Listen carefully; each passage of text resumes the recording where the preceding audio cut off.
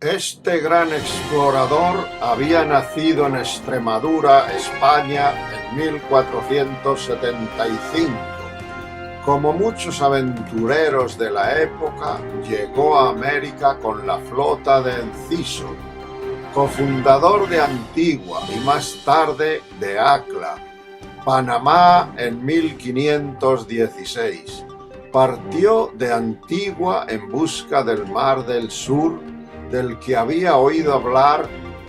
Con 70 hombres se adentró en la selva panameña, cruzó ríos y sabanas. Al fin, desde una loma, pudo contemplar aquel océano al que por su calma llamó Pacífico. Era el año 1513.